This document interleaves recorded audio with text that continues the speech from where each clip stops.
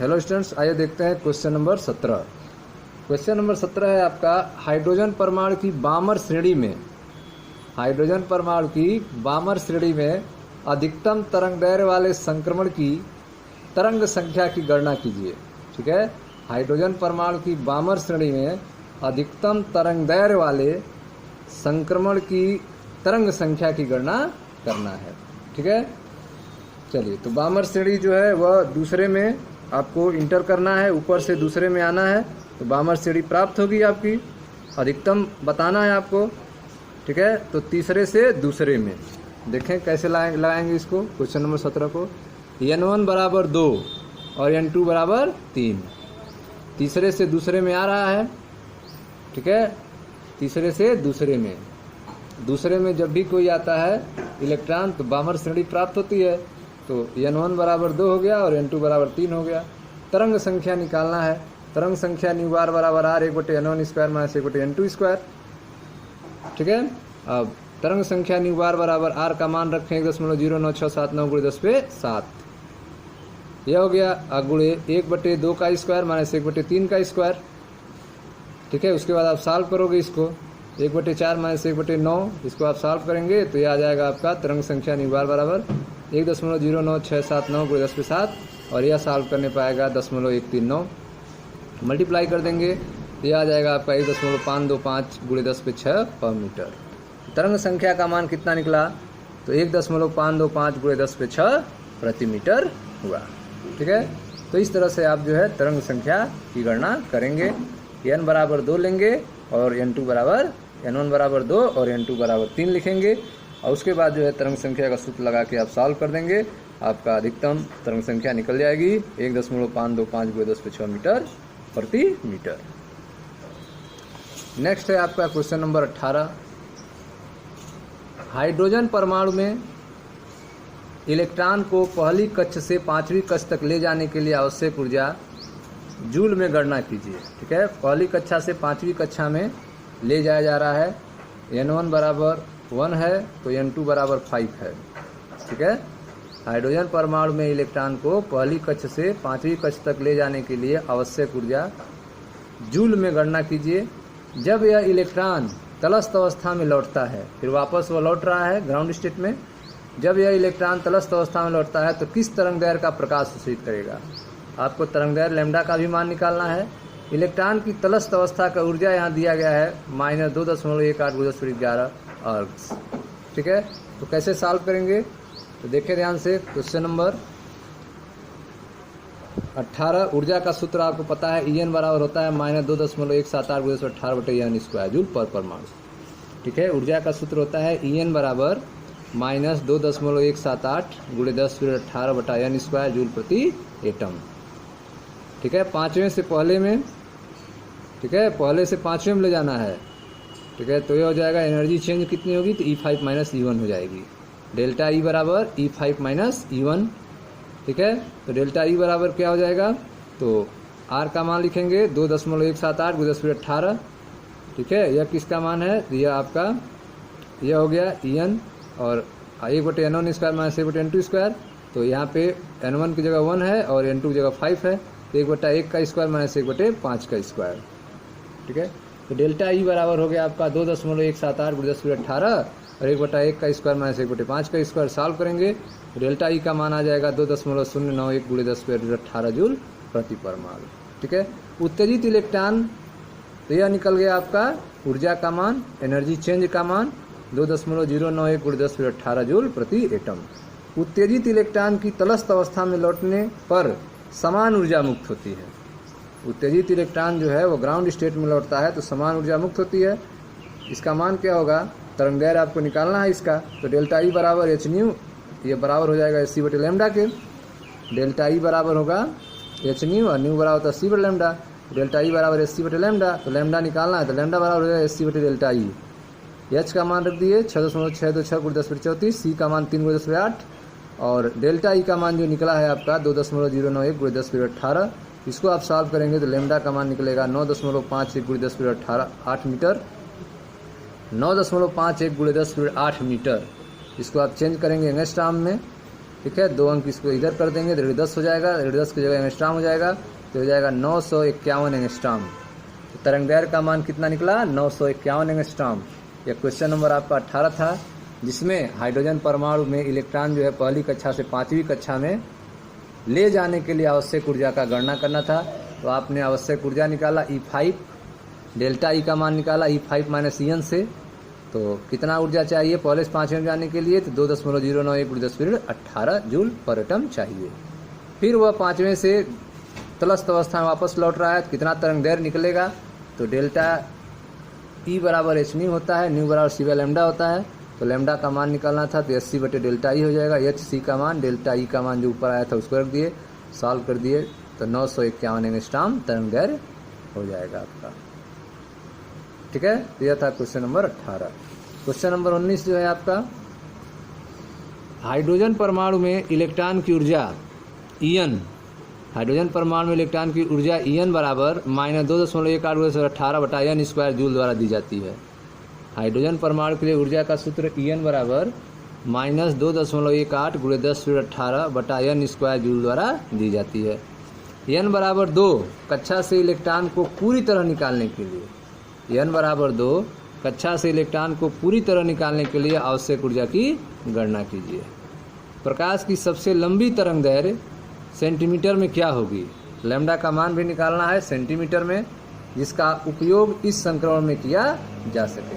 ठीक है, तो आइए एक एक करके निकालते हैं। पहले हम लोग निकालेंगे ऊर्जा की गणना करेंगे।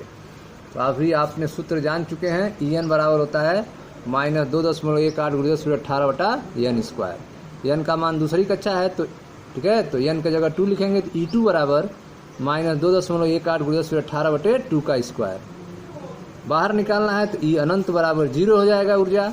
तो इलेक्ट्रॉन को n बराबर 2 कक्षक से निकालने के लिए आवश्यक ऊर्जा कितनी होगी? तो डेल्टा ई बराबर E अनंत माइनस E2, E अनंत माइनस E2 हो जाएगी।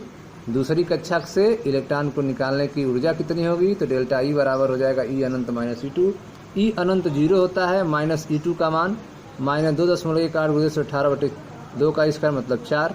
सॉल्व करेंगे इसको, तो डेल्टा ई का मान निकल जाएगा 5.45 × 10⁻19 जूल। तो दूसरी कक्षक से इलेक्ट्रॉन को बाहर निकालने के लिए कितनी ऊर्जा खर्च करना पड़ेगा? तो 5.45 × 10⁻19 जूल खर्च करना पड़ेगा। ठीक है, तो इसको आपने सॉल्व किया। अब आपको तरंग दैर्घ्य निकालना है सेंटीमीटर में।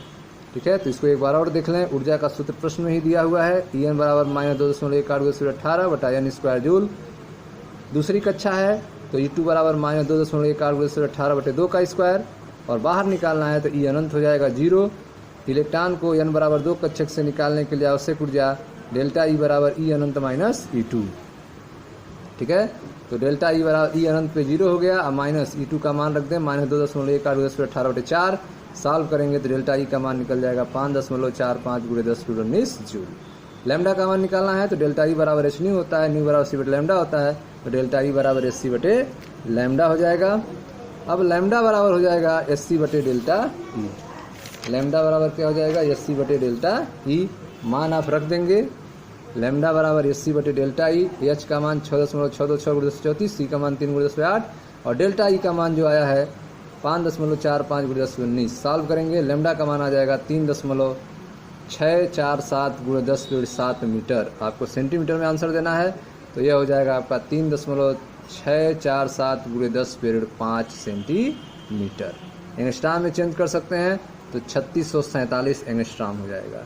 सेंटीमीटर में आंसर जो होगा आपका तरंग दैर्घ्य का मान 3.647 × 10⁻5 सेंटीमीटर। ठीक है स्टूडेंट्स, तो यह था आपका क्वेश्चन नंबर 19। अब देखें क्वेश्चन नंबर 20। क्वेश्चन नंबर 20 है 2.05 × 10⁻7 मीटर पर सेकेंड वेग से गति कर रहे किसी इलेक्ट्रॉन का तरंग दैर्घ्य क्या होगा? यहाँ पर वेग दिया है, तरंग दैर्घ्य पूछ रहा है, लैम्डा का मान दिया है। यहाँ पे आप दे ब्रागली समीकरण लगाएंगे, लैम्डा बराबर h बटे एम डी का मान लगाएंगे। ठीक है, यम जो है मास ऑफ इलेक्ट्रॉन, और वेग तो प्रश्न में ही दिया हुआ है 2.05 × 10⁻7 मीटर पर सेकेंड। यहाँ से आप तरंग दैर्घ्य लैम्डा का मान निकाल लेंगे। तो आपका सूत्र होगा दे ब्रागली समीकरण के अनुसार लैम्डा बराबर h बटे एम डी। एच का मान 6.626 × 10⁻34, एम का मान इलेक्ट्रॉन का द्रव्यमान 9.1 109 × 10⁻31 किलोग्राम और v का मान प्रश्न में ही दिया हुआ है 2.05 × 10⁷ मीटर पर सेकेंड। सॉल्व कर देंगे तो लैम्डा का मान निकल जाएगा 3.55 × 10⁻11 मीटर। ठीक है, तो इस प्रश्न को सॉल्व करने के लिए लैम्डा बराबर h/mv का सूत्र लगाया। वेग जो प्रश्न में दिया था उसको आपने रखा, h का मान m का मान रखा इलेक्ट्रॉन का, और जो है आपने सॉल्व किया तो आपका तरंग दैर्घ्य निकल गया 3.55 × 10⁻11 मीटर। नेक्स्ट है क्वेश्चन नंबर 21। इलेक्ट्रॉन का द्रव्यमान दिया हुआ है 9.1 × 10⁻31 किलोग्राम। इलेक्ट्रॉन का द्रव्यमान 9.1 × 10⁻31 किलोग्राम है। यदि इसकी गतिज ऊर्जा 3 × 10⁻25 जूल हो तो इसकी तरंग दैर्घ्य की गणना कीजिए। ठीक है, तो यहाँ पे आप देख रहे हैं कि तरंग दैर्घ्य निकालना है, लैम्डा का मान निकालना है, तो लैम्डा बराबर h/mv सूत्र होता है, लेकिन यहाँ पे वेग नहीं दिया हुआ है, v नहीं दिया है, तो v निकालने के लिए m दिया हुआ है और ऊर्जा दिया हुआ है। तो गतिज ऊर्जा का सूत्र की सहायता से आप v निकालेंगे, 1/2 mv² लगा के v निकालेंगे, और v निकलने के बाद जो है दे बरागली तरंग दैर्घ्य लैम्डा बराबर h/mv सूत्र लगा के लैम्डा का मान निकालेंगे। देखें कैसे होगा। देखें क्वेश्चन नंबर 21। गतिज ऊर्जा का होता है 1/2 mv²। गतिज ऊर्जा का मान दिया है प्रश्न में 3 × 10⁻25 जूल, 3 × 10⁻25 जूल। ठीक है, तो यहाँ से v क्या हो जाएगा, तो v² हो जाएगा आपका 2 गतिज ऊर्जा बटा m, तो v बराबर हो जाएगा √2 गतिज ऊर्जा बटे m। मान रख दें v बराबर 2, गतिज ऊर्जा का मान 3 × 10⁻25 और बटे m का मान इलेक्ट्रॉन का द्रव्यमान 9.1 × 10⁻31 पावर 1/2। सॉल्व कर दें तो v का मान निकल जाएगा 8.12 × 10⁻2 मीटर पर सेकेंड। वेग निकल चुका है। अब दे बरागली समीकरण लगाएंगे। इलेक्ट्रॉन का तरंग दैर्घ्य लैम्डा बराबर h/mv, इलेक्ट्रॉन का तरंग दैर्घ्य लैम्डा बराबर h/mv। h का मान 6.626 × 10⁻34, m का मान 9.1 × 10⁻31 और v का मान 8.12 × 10⁻2। सॉल्व करेंगे तो लैम्डा का मान निकल जाएगा 8.967 × 10⁻7 मीटर। चेंज करेंगे एंगस्ट्रॉम में तो आ जाएगा 8967 एंगस्ट्रॉम। ठीक है स्टूडेंट्स, तो इस तरह से क्वेश्चन नंबर 21 को सॉल्व करेंगे। पहले आप v निकालेंगे, v निकलने के बाद जो है आप लैम्डा निकाल सकते हैं, लैम्डा बराबर h/mv से। ठीक है, नेक्स्ट देखते हैं क्वेश्चन नंबर 22। निम्नलिखित में से कौन सम आयनी स्पीसीज है, अर्थात किनमें इलेक्ट्रॉन की संख्या समान है। ठीक है, तो सम आयनी स्पीसीज को आपको अलग करना है जिनमें इलेक्ट्रॉन की संख्या समान हो। Na+, K+, Mg2+, Ca2+, S2- और Ar है। ठीक है, तो आइए देखते हैं इस क्वेश्चन को। क्वेश्चन नंबर 22 है आपका। क्वेश्चन नंबर 22 देखें ध्यान से। Na+, सोडियम का परमाणु क्रमांक 11 होता है, 1+ से मतलब 1 इलेक्ट्रॉन निकल चुका है, तो 11-1 अर्थात 10 इलेक्ट्रॉन इसके पास है। K+, ठीक है, तो इसके जो होता है परमाणु क्रमांक 19 होता है, 1 इलेक्ट्रॉन निकल चुका है, तो 19-1 18 इलेक्ट्रॉन इसके पास है। Mg2+, तो 12-2 मतलब 10 इलेक्ट्रॉन मैग्नीशियम के पास है। कैल्शियम 2+, मतलब 20-2 18 इलेक्ट्रॉन है। S2-, यहाँ पे 2 माइनस है मतलब 2 एक्स्ट्रा इलेक्ट्रॉन है। सल्फर का परमाणु क्रमांक 16 होता है, तो 16 + 2 18। ठीक है, अब आपको सम आयनी निकालना है जिसके पास इलेक्ट्रॉन की संख्या समान हो, तो 18-18-18 तीन लोगों के पास है, तो K+, Ca2+ और S2-, ये आपके क्या हैं, सम आयनी स्पीसीज हैं। अतः सम आयनी स्पीसीज कौन होंगे, K+, Ca2+, S2- और आर्गन है। इसमें प्रत्येक में 18 इलेक्ट्रॉन है, आर्गन के पास भी 18 इलेक्ट्रॉन है। सम आयनी स्पीसीज सोडियम आयन और मैग्नीशियम आयन है। सम आयनी species sodium ion, magnesium ion है, इनमें प्रत्येक में 10 इलेक्ट्रॉन है। ठीक है, तो एक आप देख रहे हैं एक ग्रुप बन रहा है सम आयनी का, K+, Ca2+, S2- और Ar, जिनमें प्रत्येक में 18 इलेक्ट्रॉन है, और दूसरा ग्रुप बन रहा है सम आयनी का Na+ और Mg2+, क्योंकि इनमें भी प्रत्येक में 10 इलेक्ट्रॉन हैं।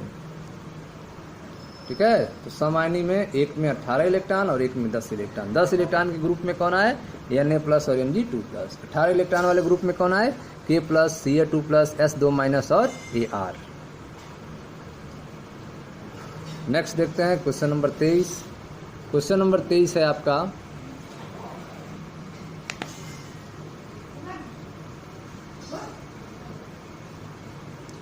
निम्नलिखित आयनों का इलेक्ट्रॉनिक विन्यास लिखिए। आपको इलेक्ट्रॉनिक विन्यास लिखना है H-, Na+, O2-, F- का। ठीक है, यह क है। उसके बाद ख है, दूसरा है उन तत्वों का परमाणु संख्या बताइए जिनके सबसे बाहरी इलेक्ट्रॉन को निम्नलिखित रूप में दर्शाया गया है। ठीक है, परमाणु संख्या बताना है। बाहरी इलेक्ट्रॉन है 3s1, 2p3 और 3p5। ठीक है, तीसरे में पूछ रहा है निम्नलिखित विन्यास वाले परमाणुओं का नाम बताइए। इसमें परमाणु का नाम बताना है क ख ग में। तो आइए एक एक तो देखते हैं। पहले इलेक्ट्रॉनिक विन्यास लिखते हैं। पहला क है, पहले का क है। H माइनस का इलेक्ट्रॉनिक विन्यास कितना होगा? थर्मियम के पास 1 इलेक्ट्रॉन होता है, 1 माइनस 1 इलेक्ट्रॉन और हो गया, मतलब 2 इलेक्ट्रॉन, तो 1s2 हो जाएगा। H माइनस का इलेक्ट्रॉनिक विन्यास क्या हो जाएगा? 1s2 हो जाएगा। Na प्लस का इलेक्ट्रॉनिक विन्यास 1 इलेक्ट्रॉन कम हो जाएगा। ठीक है, तो यह हो जाएगा आपका 1s2, 2s2,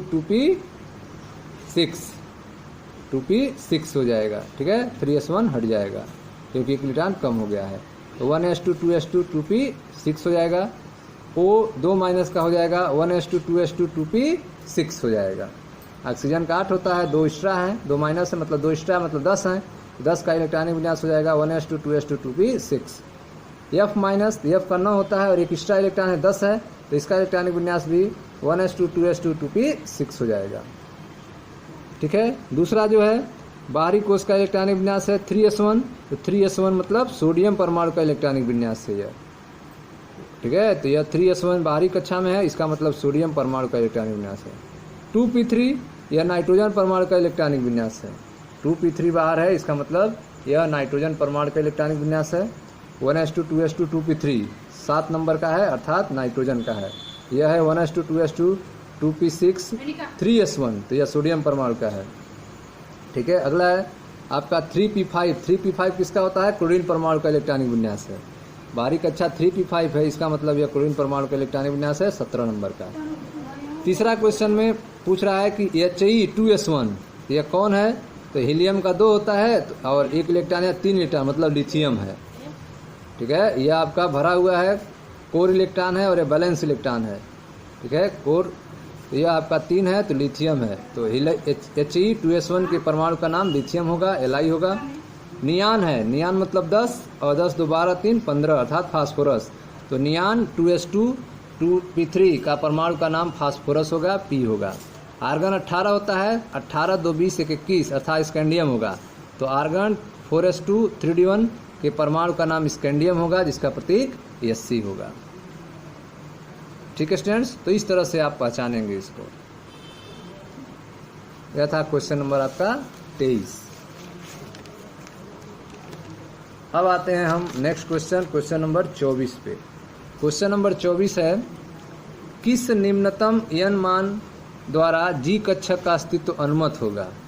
निम्नतम n का मान पूछ रहा है किसके लिए? G कक्षक के लिए। तो G कक्षक के लिए क्या हो जाएगा? n बराबर 5 हो जाएगा। ठीक है, कैसे देखें? n के लिए L का मान, n के लिए L का मान क्या होता है? 0 1 से लेकर n-1 तक होता है। n बराबर 5 के लिए क्या होगा? n बराबर 5 के लिए हो जाएगा L बराबर 0 1 2 3 4। n बराबर 5 के लिए L का मान 0 1 2 3 4 हो जाएगा। तो L बराबर 4 के लिए G उपकक्षक होगा। ठीक है, S P D F G, तो L बराबर 4 के लिए G उपकक्षक होगा, तो n बराबर 5 G कक्षक के लिए निम्नतम मान होगा। n बराबर 5 जो है, यही जो है G कक्षक के लिए निम्नतम मान होगा। तो n के लिए L का मान जो होता है वो होता है 0 1 n-1 तक होता है। तो n बराबर 5 है, तो n बराबर 5 है, तो L का मान कितना होगा? तो 0 1 2 3 4 होगा। n-1 मतलब 5-1 में 4 तक होगा ना, तो L बराबर 0 1 2 3 4 होगा। तो L बराबर 4 के लिए जो है G उपकक्षक होगा। L बराबर 4 के लिए G उपकक्षक होगा, तो n बराबर 5 G उपकक्षक के लिए निम्नतम मान होगा। 25 नंबर, एक इलेक्ट्रॉन किसी 3D कक्षक में है।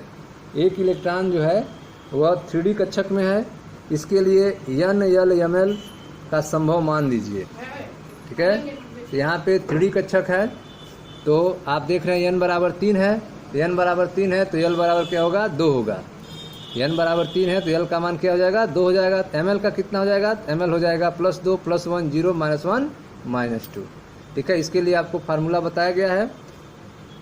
n दिया है तो L का मान कैसे निकालते हैं? तो L बराबर होता है 0 से लेकर n-1 तक, ठीक है, 0 से n-1 तक। तो यहाँ पर 3 है तो 3-1 तक अर्थात 2 तक। तो n बराबर 3 है तो l बराबर 2 हो जाएगा। तो m बराबर ml कितना हो जाएगा, तो प्लस से माइनस तक 0 सहित। तो 2 है तो +2 +1 0 -1 -2। तो ये आपका आंसर हो जाएगा। ठीक है, नेक्स्ट है आपका क्वेश्चन नंबर 26। मिलते हैं नेक्स्ट वीडियो में जहाँ पर चर्चा करेंगे क्वेश्चन नंबर 26 से। मैं मनीष गुप्ता अपने चैनल में आपका स्वागत करता हूँ। धन्यवाद।